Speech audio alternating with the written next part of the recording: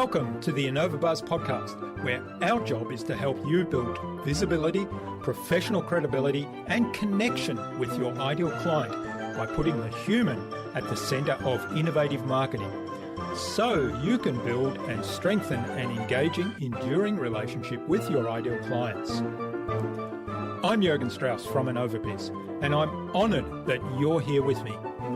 If you haven't joined our wonderful marketing transformation community yet, go to innovabiz.co and collect your free gift as well. Do subscribe to the show and also leave a review because it helps others find us. Let's get into today's masterclass on this InnovaBuzz podcast.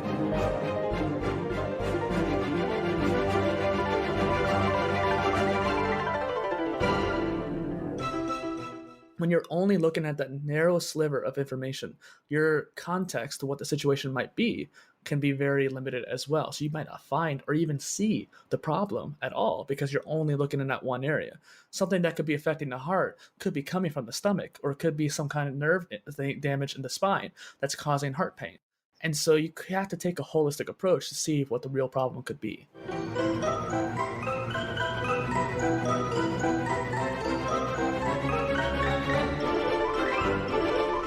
Welcome back. I hope you've had an awesome week so far. Now, if you haven't yet listened to my recent conversations with the author of Getting to Yes and, Bob Coolhan, and with marketing consultant and author Nick Smith, then do go check them out. It's well worth it, but only after you've listened to today's conversation, of course. I'm really excited today to have on the InnovaBuzz podcast as my guest, Dustin Miller. Dustin is an aspiring polymath, someone who is an expert in many different areas. He created PolyInnovator as a foundational means to build out the various careers he wants out of life. He's on a mission to create a modular education platform. In our discussion today, Dustin talked to me about his system of self-education, self-improvement, and self-development. We talked about creating content in multiple formats and adapting to the evolving nature of content creation. And we geeked out a little bit on the power of Notion as a knowledge management system. Without further ado then, let's fly into the hive and get the buzz from Dustin Miller.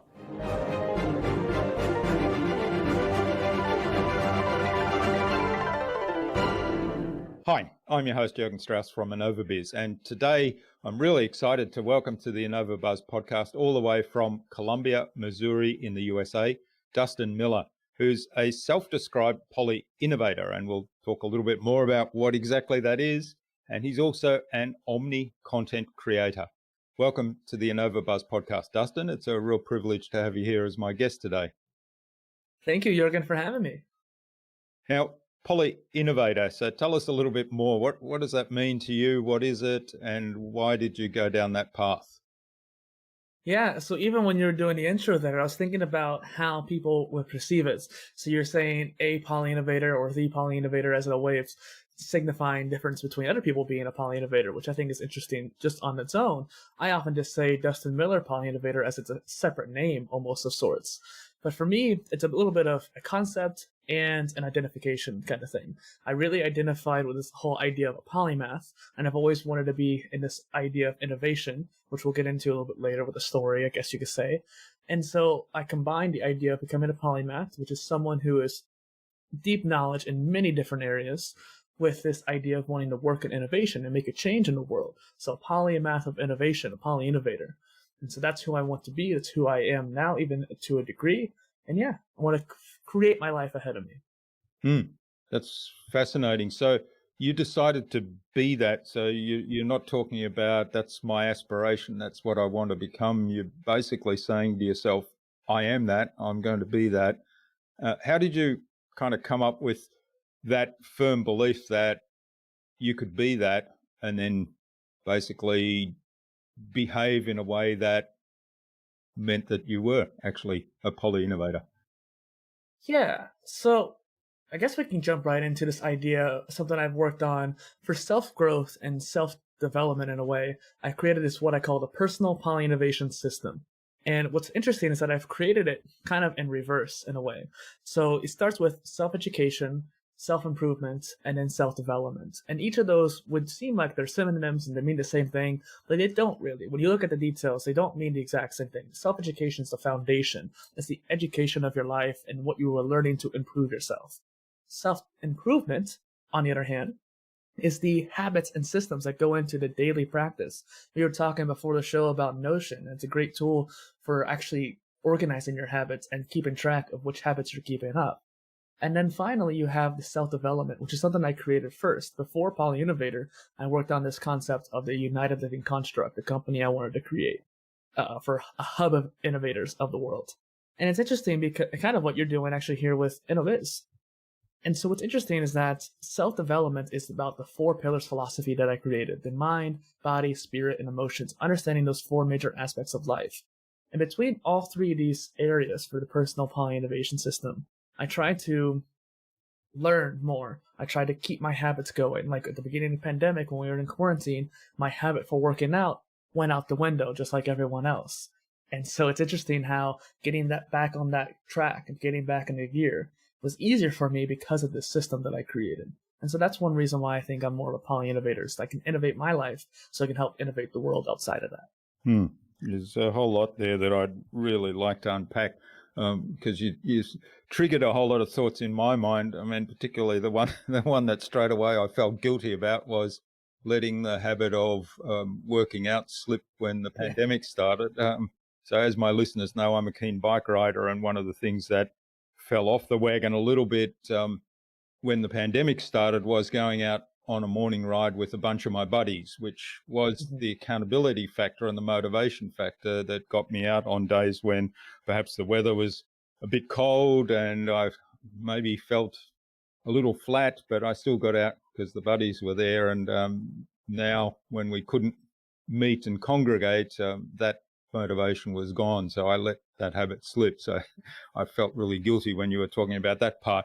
But the really, let's start with the idea of building that system. I mean, you talked about being a poly innovator, and that was, you decided that you were going to be that, and therefore do everything from the habits, from the mind, body, spirit, and emotion that was, would continue to drive you towards attaining that goal, but being that in the moment, every moment.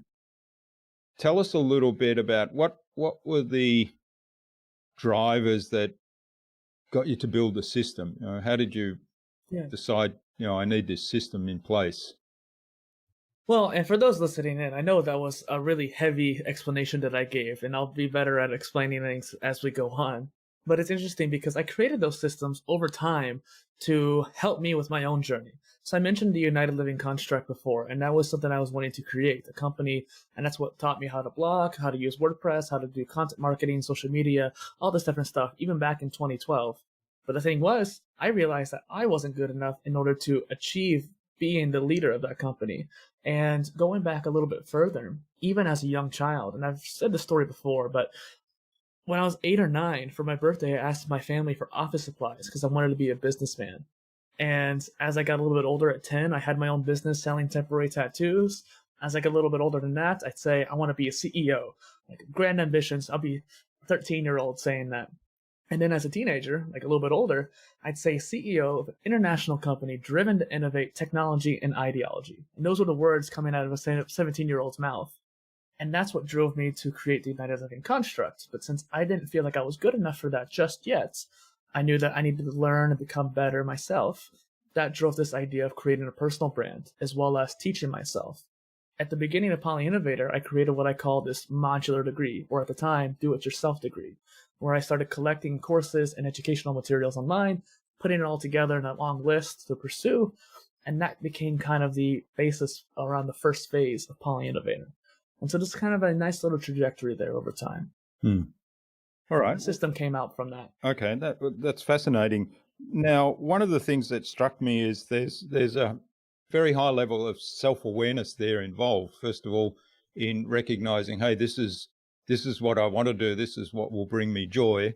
But then also the self-awareness of well, I need a whole stack of things to really get to the level that I want to be in this, and that I can be the best I can be. So where did that self-awareness come from?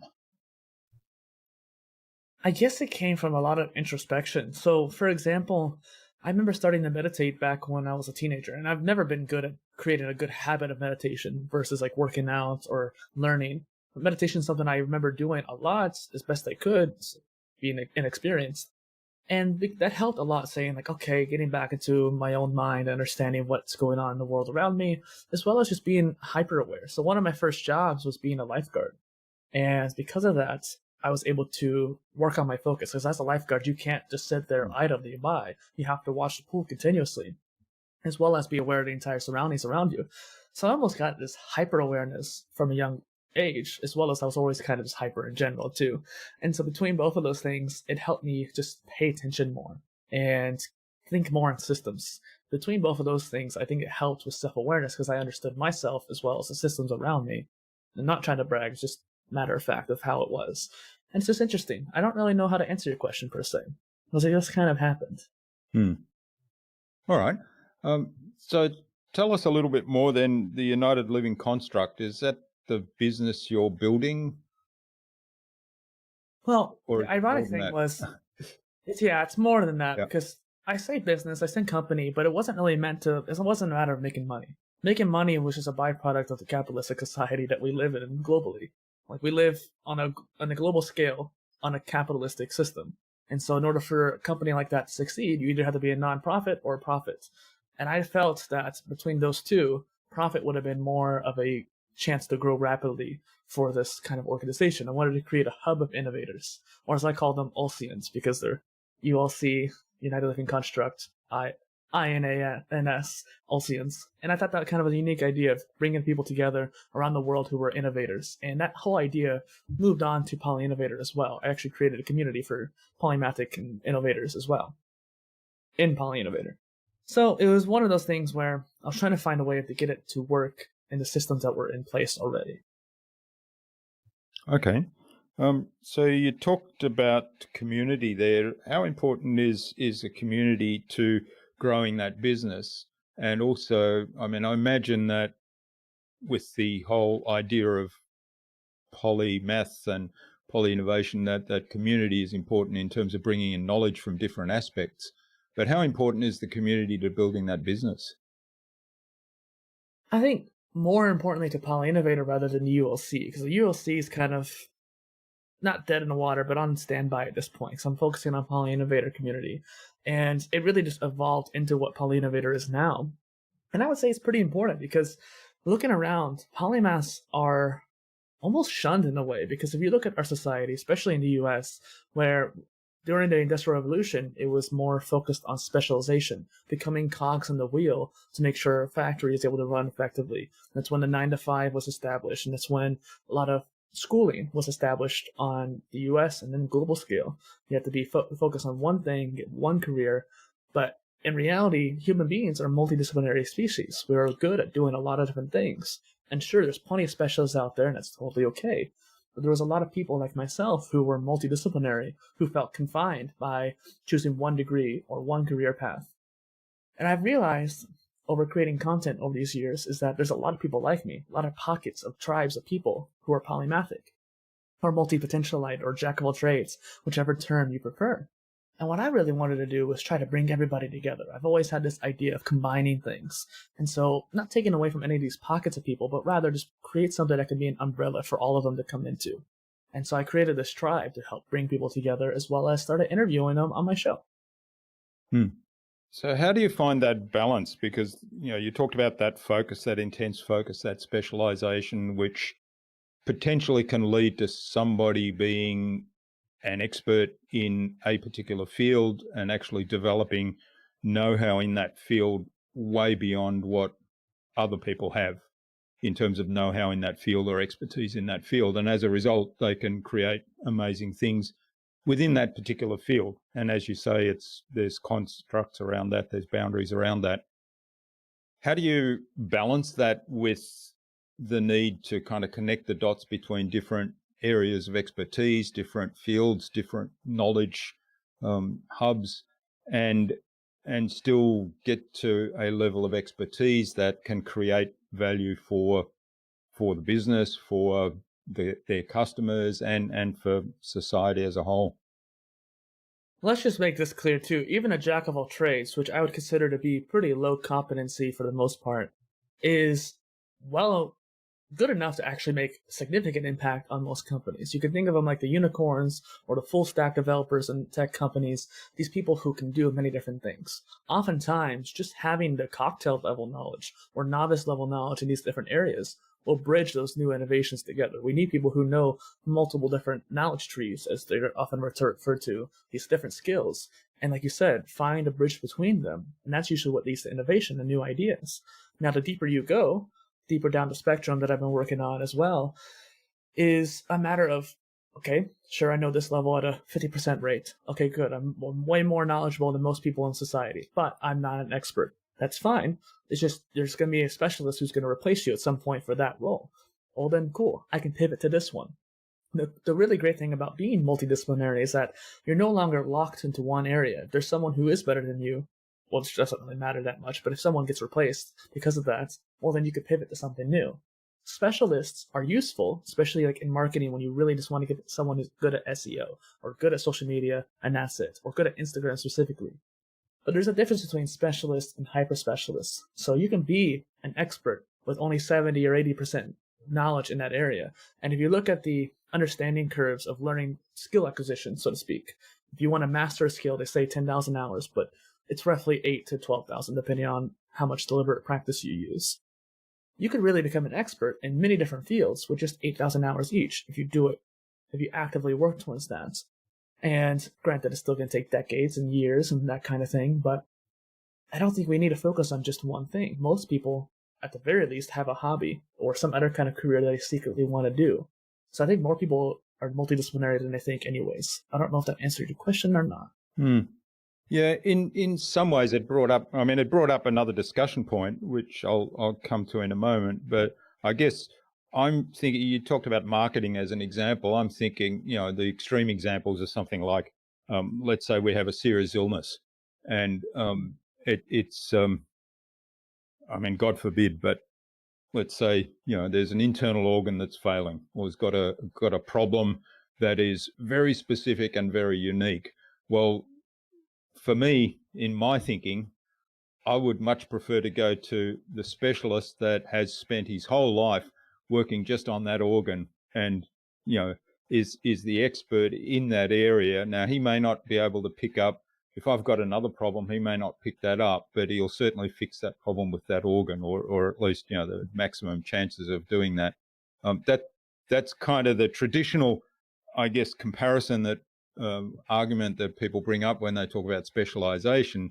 And the other part of that, of course, is that those people are the most sought after in that particular field. So the generalist is perhaps the person you see first if you need help with medicine in any form, but right. The specialist is the person that's the most sought after for their particular area. Well, a counterpoint to that, a couple actually. For one, I actually had a guest on my show who literally she went to all these different specialists, different fields, like more Ayurvedic, more psychological, neuroscience, a whole bunch of different people, and none of them could figure out what was wrong with her. And not wrong, but was ailing her. And eventually she finally saw a general practitioner, someone who had a holistic approach. And because that person was able to see many different areas, they were actually able to identify what was going on and actually help her. She went to 5 or 6 different specialists and they weren't able to help. Additionally, another example is that, I don't know who said this, but there was a saying that the best time to get heart surgery is when all the heart surgeons are out for a conference and you only have to see the generalist, because a lot of times the heart surgeon has to specialize or hyper specialize nowadays. So instead of just working on the heart, they're working on the aortic valve or something like that, something very specific. When you're only looking at that narrow sliver of information, your context to what the situation might be can be very limited as well. So you might not find or even see the problem at all because you're only looking in that one area. Something that could be affecting the heart could be coming from the stomach, or it could be some kind of nerve damage in the spine that's causing heart pain. And so you have to take a holistic approach to see what the real problem could be. Yeah, that's a really fair point. I guess my story came from, if you pinpoint the problem and you've pinpointed the problem, it's this specific thing, then the specialist for that specific thing might be the preference.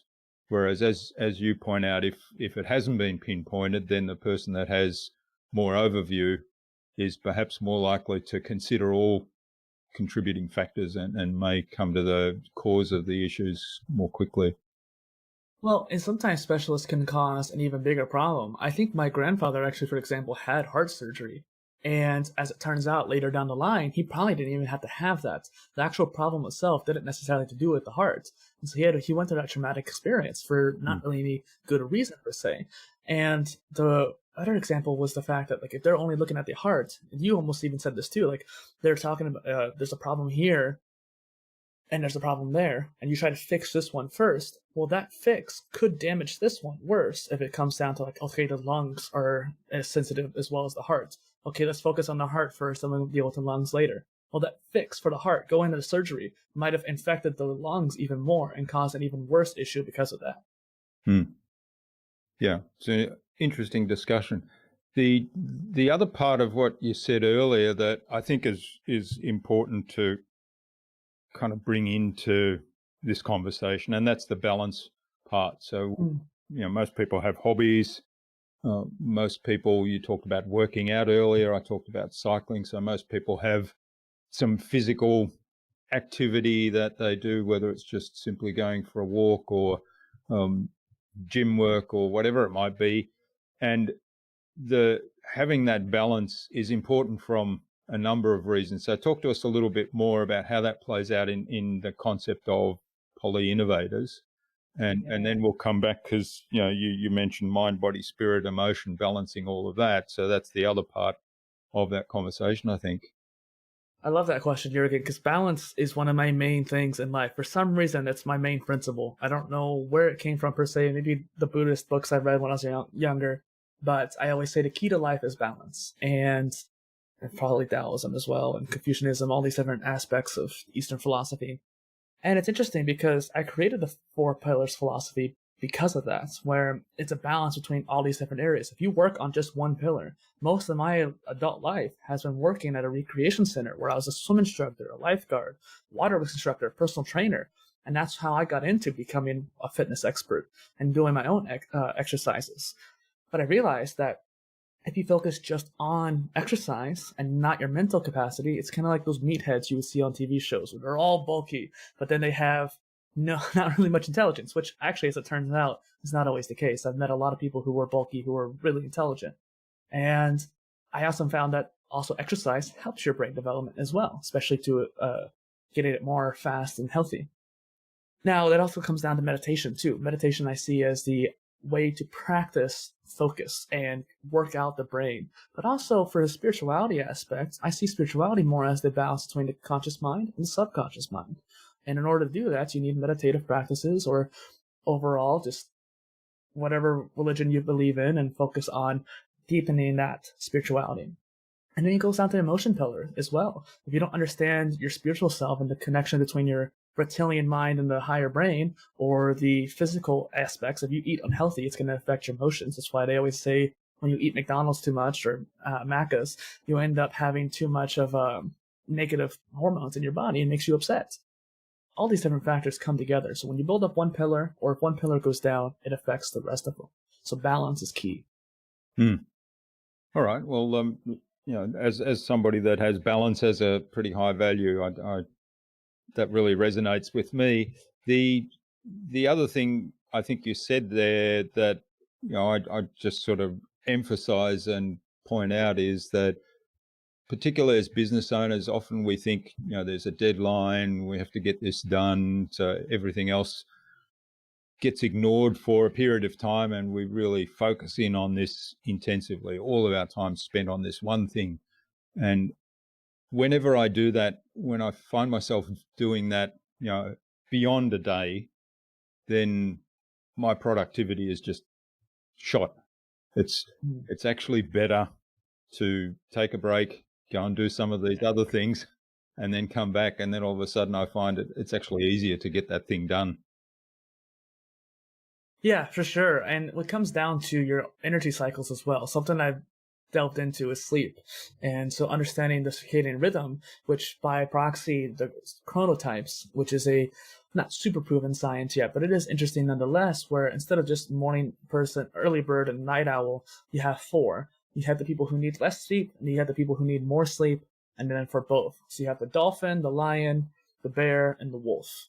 And so I think the lion and the bear need more sleep, whereas the dolphin and the wolf need less sleep. So the wolf is that person who stays up late, sleeps only a little bit, like 5-6 hours, versus like the bear who sleeps for like 8 or 9 hours, so to speak. Through the whole, and just understanding where you are on that spectrum. Yeah, through the whole winter, yeah.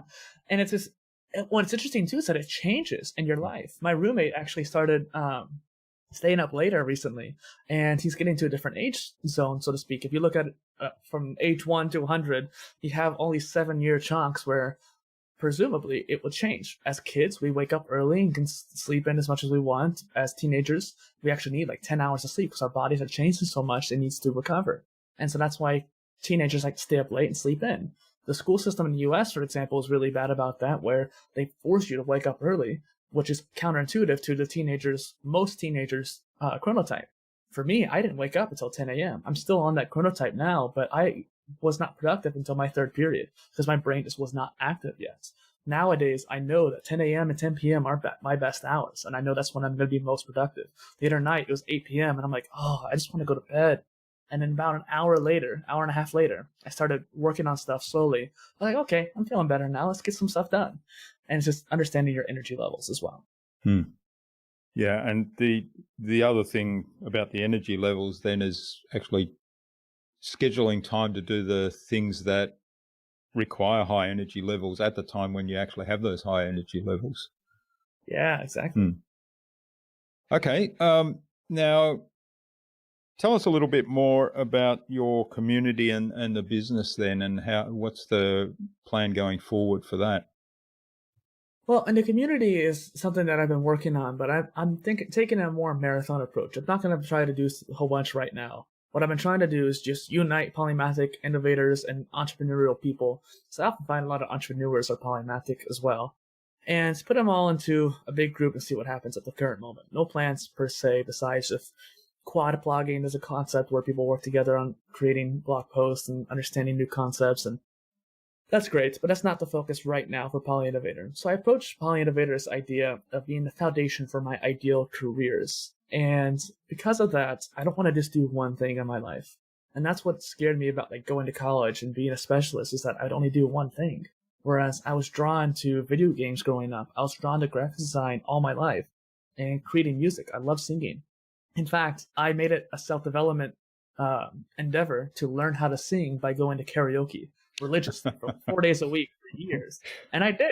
I learned how to sing really well because of that. And that was one of those things where it took time. I wouldn't have been able to do that had I been into college at that particular point. And I think that it was a better choice for me that way. And so these different phases throughout PolyInnovator is what I'm looking forward to. All right. Now, it would be remiss of me if we didn't touch on Notion. You brought it up earlier and we spoke about it going into the thing. So what do you like particularly about Notion, and how does it play into what you're doing? First and foremost, it's the best CRM you can have. And that's just one of the customer response tool, as they would say in business. And I say CRM, but it's also just like organizing people that you know. I call it my networking base. And this is actually something new that I made this summer, whereas I've been using Notion all year. First and foremost, I'm on your show, but this is like the 25th show I've been on this year, and I've had over 70 people on my show. Organizing all of that in a Google Doc or an Excel sheet would have been hell. Versus on Notion, every line in its database is its own document. So I can go in and edit the questions I have on my guests on my show, as well as here's the links of that person, here's the timestamps. And the cool thing is you can even do templates. You can have a template of all that put out there, and all you have to do is fill in the information.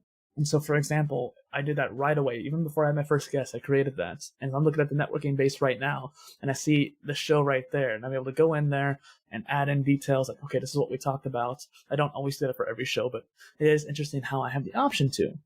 And then the Omni content, like you mentioned at the beginning, the reason why I went to Notion actually is I tried almost all of the project and task management tools out there. I even made a long form blog post just sharing the links to all of the ones I found, because I was like, okay, I want a way to organize this omni-channel approach to content creation. So podcast or polycast in my case, videos, blog posts, micro content, all these different facets, while all these different tools focused on just one thing at a time. But in order to be omnichannel, especially as a solopreneur, you have to take a polymathic approach and organize things in a very unique system. And I couldn't do that unless it was in Notion or some kind of tool you can manipulate the systems.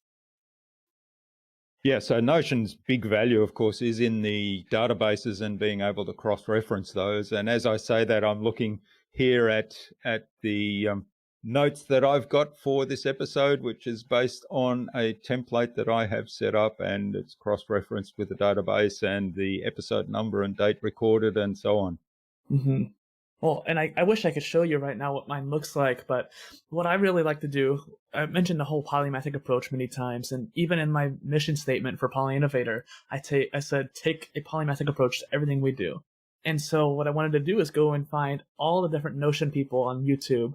Like August Bradley is a perfect example of a YouTuber for it. If you haven't heard of him, go check him out. I highly endorse everything he's been working on. And he talks about this life operating system. And also, too, real quick, he even made a post today. He's like activating beast mode or something like that, where he was talking about how some points you don't follow the system. Like I have my personal PolyInnovation system, which is similar to his whole life operating system idea, both of which I try to use Notion for actually to make. But at some point, you're going to fall off the wheel. You're going to fall off the train, so to speak. And that's okay. It's okay to fall off. There's a balance. Like you said earlier, you need a break. And he even mentioned that in that balance, sometimes you're even more productive than using the systems, because then you're unchained, so to speak. The beast is unleashed, as he said. Mm-hmm. And I think that's fascinating. And I was looking at this and I was like, okay, what can I do with my Notion to combine everybody else's concepts? So there's a guy named Thomas Frank, who's a productivity YouTuber. He created this content management system as well as a reoccurring task system, which was pretty rare with Notion, whereas other tools have it built in. And then August has created a whole bunch of little templates. So I'm putting them all together into this Frankenstein dashboard that's just fascinating. Yes, there's a whole community growing around Notion. It's quite fascinating. And as you say, there's people that come up with solutions to various bits and pieces and build templates that you can either download for free. I know Thomas Frank has a lot that you can actually get for free. He makes available. August Bradley has some fairly complex ones that he sells based on the amount of work he's obviously put in doing those. So yeah. There's lots of material available. And just to plug in a couple of things here, if you don't mind, I made a Notion OS playlist on YouTube. So if anyone's listening in, just type in Notion OS and it should pop up. But I try to collect all the greatest YouTube videos on Notion. I even had this idea, I didn't have it. Someone had this idea of having a little clickable menu where you get an emoji, you put it into a header on Notion, and then you hyperlink it, and then it acts like a menu to your Notion page. That's like a visual little menu there. It's kind of cool, like an app, like a MacBook bottom, so to speak. And then also too, back to that personal PolyInnovation system, I mentioned the first part is self-education. That was also the beginning parts of PolyInnovator, where I wanted to create this modular degree for myself. I realized soon after that I was trying to document my journey at the beginning of going through it, but I realized that it would be more important to help other people do their own modular degree. And the fact that there's a whole bunch of online resources like Notion that people don't know how to get used to just yet. So people make videos. Well, which video do you go to first? Which skill do you need to learn for it? Systems thinking is very important for Notion, but a lot of people don't realize that. And so creating your own educational pathway, self-curated, so to speak, and being able to explore your own interests at your will and your decision is something I wanted to work on. So I'm working on a template for the modular degree that other people can use. Yeah, it's fascinating.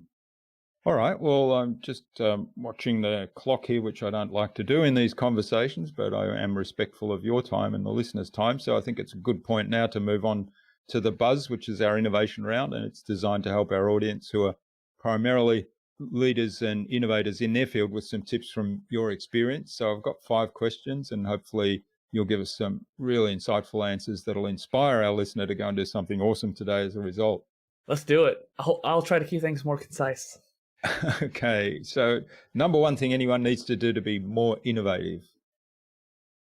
Number one thing is to look at things at a bigger picture as well as the details. So take a macro and micro approach, not just specialist, not just polymathic, but find that balance between them. So kind of chunk up to a higher level overview and then dive back down into the details and connect the dots perhaps. Yes. Great. Now, what's the best thing you've done to develop new ideas? By creating content.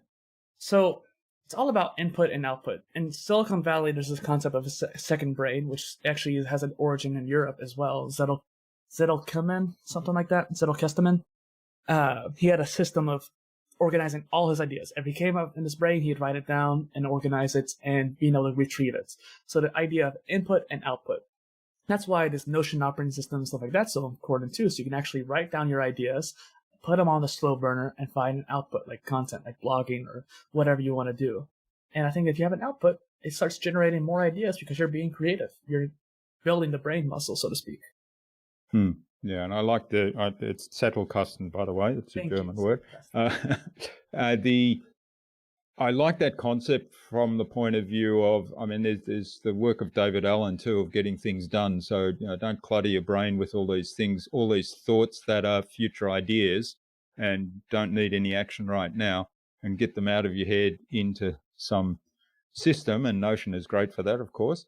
The idea there, of course, is they're available for you to go back to and develop from an idea into something more concrete, but they're out of your head so that your mind's free to work on new ideas.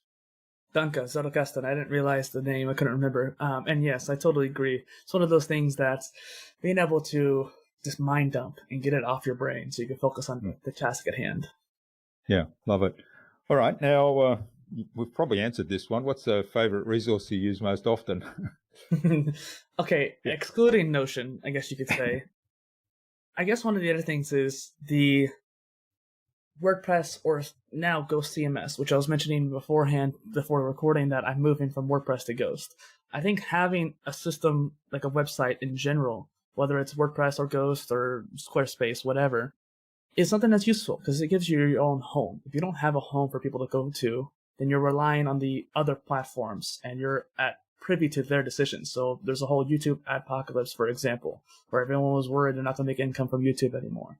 Well, if you're on YouTube only, then your whole life could be destroyed instantly if YouTube were to go away. Have your own website. That's the tool I use. Any tool, but have a website. There's a really important point you made there in terms of, you own the real estate there, and the content you produce and the material you produce and publish there is yours, and it can't be taken away. Now, even if WordPress or Ghost decide to stop their thing, you've still got that content, and you can easily put it somewhere else. Yeah, that's the one thing I worry a little bit about Notion. I think, what if Notion goes away? I'm so vested in it. Well, I've been trying to periodically export my Notion just to make sure I have a backup, because I think it's like HTML, which at least could be saved even if it's not perfect. It is. One thing I would like to touch on real quick is Medium and Anchor, 2 platforms that are really great for some people, but I feel really scummy about when it comes to those 2. I started Medium years ago, and I moved from my WordPress blog to Medium, and I made over 100 stories on that platform with both of my publications, United in Construct and PolyInnovator. And I found that as they were changing to a more monetization model, because they needed to, they were getting more and more scummy with it and forcing you to have a membership. And they also, just every time I reached out to them, were very dismissive and rude about it. Like, okay, I don't really like this. And then the whole idea of like Hacker Noon, which was a big blog publication on that platform, had to go through hell to get their stuff off. And then I recently heard that Medium is no longer allowing big publications like that to export their content anymore. And that might be hearsay, but I'm pretty sure it came from an official source. And it made me think, oh, that's kind of gross, where if I wanted to leave that platform, I'm locked to it. All my content's on there. And then Anchor also has something similar where it's hard to, the legalities behind the terms of service was kind of weird. So I just don't like having all my stuff on there. So I moved it all off recently. Yeah, that's right. And, a friend of mine has this saying, and it's about, it's in response to people who say, oh, I don't need a website because I do everything on Facebook.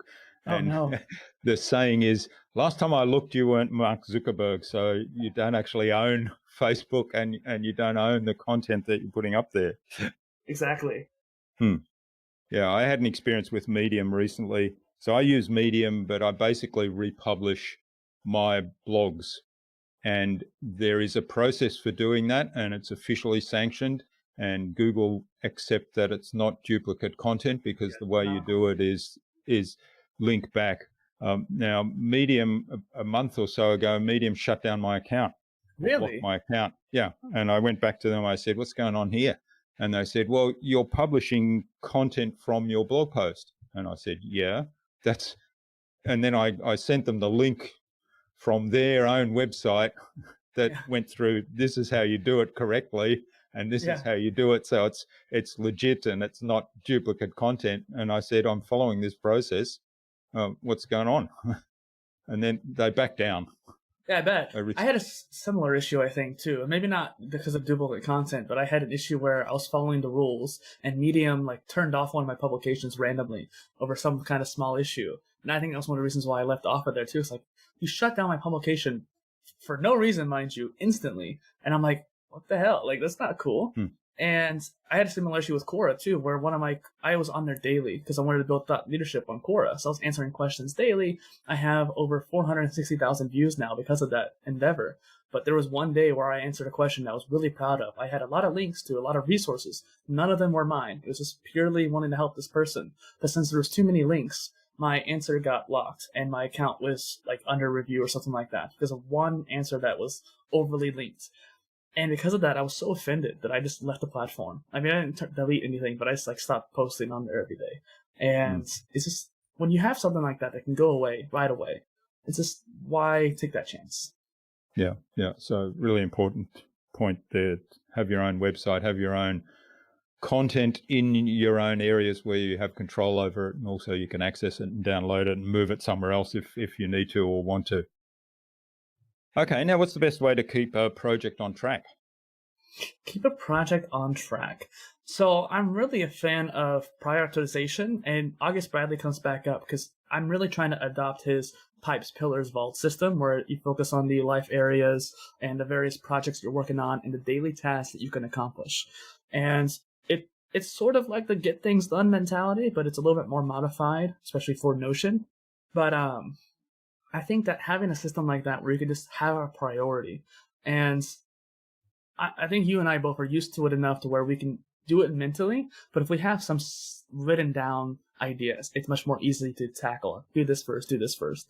Like this week, I've had a lot of things happen all at once that I need to work on that are instant. For example, I have a lot of guests on my show who've been waiting a long time to be released because I wanted to do a weekly release. And I realized, okay, I don't like this weekly release thing. And I don't like actually even more.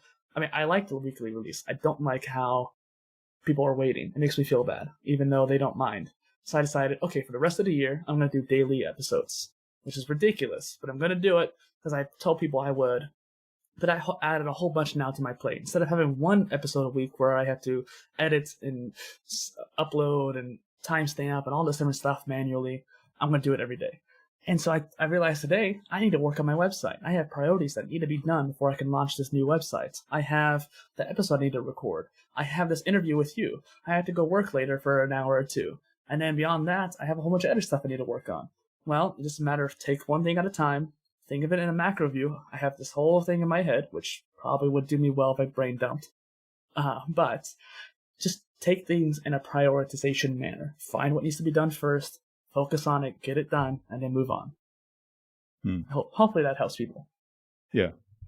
I think, there's nothing real magic there, but it does, it just helps to make progress. So break it down into small chunks, and what's the next thing I can do to move forward and do that. And having the list in some form is really helpful. I find it really helpful. I usually write down 1, 3, and 5 things I want to do today, and if I only get the one thing done, then successful day. It's a successful day. That's right, and there's no secret pill. Kind of keeps the other things out of my mind. Yeah. There's no secret pill. You know what I mean? Like, as much as we like systems, you and I both are gabbing about Notion. We're talking about a lot of different habits and balance and all these. The personal PolyInnovation system was meant to be kind of like a secret pill. If you do all these different things, your life's going to significantly improve. But it's a matter of doing those things, and even I fail at doing them all the time too. I don't meditate as much lately. My workouts have been not as good as before the quarantine because I literally worked at a recreation center. I could work out. My system of exercise revolved around working. When I stopped working because of the pandemic, my habit went out the window. Your habit from accountability went out the window when the pandemic hit. And so we had our systems. Your system was the accountability factor. My system was the fact that it was easier for me to just go work out because I was already there. But our habits faltered because the systems were damaged at that time. Now we're getting back into the group of things. And I think for you and I both probably, we're able to get back there quicker than most people because our systems were strong in the first place. Even though they were broken, they still were strong inherently. So there's no secret pill. It's just a matter of building it up over time. Yeah. And also if, like we've shared that there are times when we've let our habits slip and not followed through. And that's perfectly okay because we're all human. And that's going to happen. So beating yourself up over coming off the wagon there, to use that term, is not productive either. So it's really just a case of self-reflection. We talked about that a little bit earlier, and saying, okay, what can I do there? All right. Now, what's the number one thing anyone can do to differentiate themselves? Build a personal brand. I know that's one of those things that people scoff at. Oh, it's kind of businessy, but all it is an online reputation. I definitely do take after the whole Gary Vee mentality that everyone is a media company. Because in reality, we're creating content every day, no matter if we're a content creator or just posting pictures on Facebook for our family. You're a content creator because of that. And it's like your real life reputation, where you want people to see you as this way. You dress this certain way in order to present yourself. Sure, people can fake it online, but people usually recognize that, hey, this person's faking it, let's not listen to them. Versus people who are genuine and actually wanting to help. And if you have something to offer, you might as well. Yeah, so building an authentic personal brand then. Because PolyInnovator is an extension of me. It's what I wanted to do in my life, and I used PolyInnovator as a catalyst to do those things. Yeah, that's a really great highlight of that in action. So I love that. All right. Now, thanks, Dustin. This has been really fabulous. Thanks for getting us through the buzz round. Now, where can people find out more about you, maybe even reach out to get in touch and say thanks for what you've shared today, and also learn about your podcast and your YouTube channel? Because I know, you talked about producing content, and you've got lots of content there for people to check out. Well, I would say that I just released the 101st episode of the Polycast, which is fantastic. I'm very happy about that. And I have... Congratulations. Thank you. However, so many videos on YouTube, and I'm moving all my blog posts to the new site. So once the new site goes up, I would say that in general, it's going to keep the same domain name. So if it's the old one or new one, you can go to polyinnovator.space, and you'll be able to find the site that way. And I try to make sure that all my links are available, which is one reason why it's taking so long to get the site up, because I want to make sure it's very conducive for you to get from point A to point B as easy as possible. And also, too, I like to have this little challenge. Since I'm omnichannel, I like to be on every platform I can, including blockchain social media, as well as obscure social media platforms no one's heard of, and of course the main ones. So just search for @PolyInnovator on any platform of choice, and you'll probably find me. Great. All right, and we'll post a few links there to get you started, so that you can follow the trail. Yeah. Okay, now, do you have some parting advice for our listener today? Parting advice. I would say, not to plug my own horn, so to speak, but the personal PolyInnovation system I made based off of learning from years of studying philosophy and digging into research of mind, body, and connections and stuff like that. Just take a look at the PPS, as I like to call it, because it'll help you. Even if you just take a little bit out of that, it should help you get on the right track. You're not going to be able to implement a big system like that right away.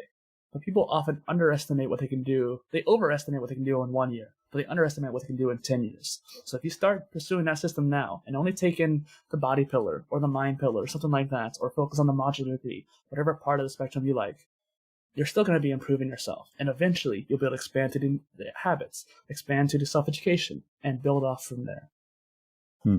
All right. And we can find that through the PolyInnovator.space link? Yes.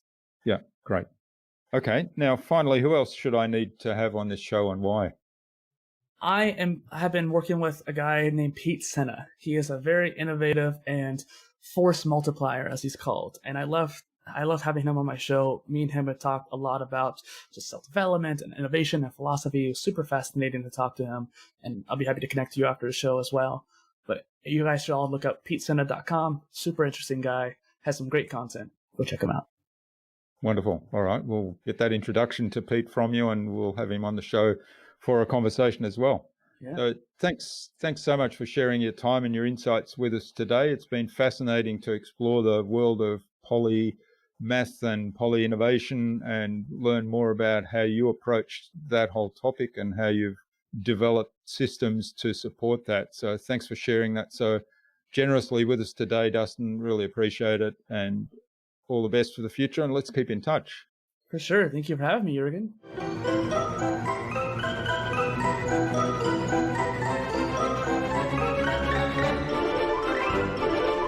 I hope you enjoyed that insightful and really informative conversation with Dustin and took something away from his episode.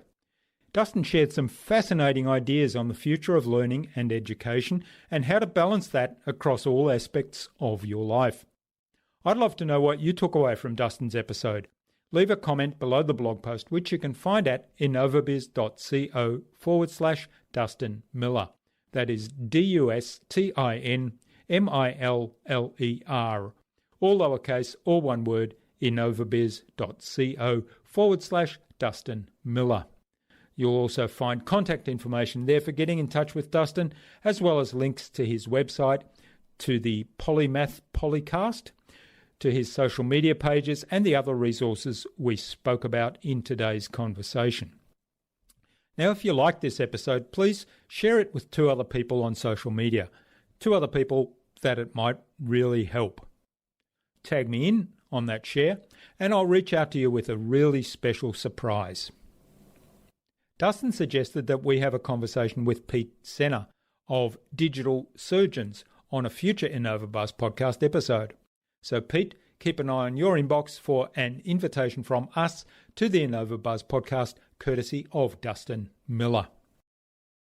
Tune in again to the next episodes of the InnovaBuzz podcast. We've got yet more fantastic guests lined up, including photographer John D'Amato and podcaster and Podthon co-host Lee Waihara.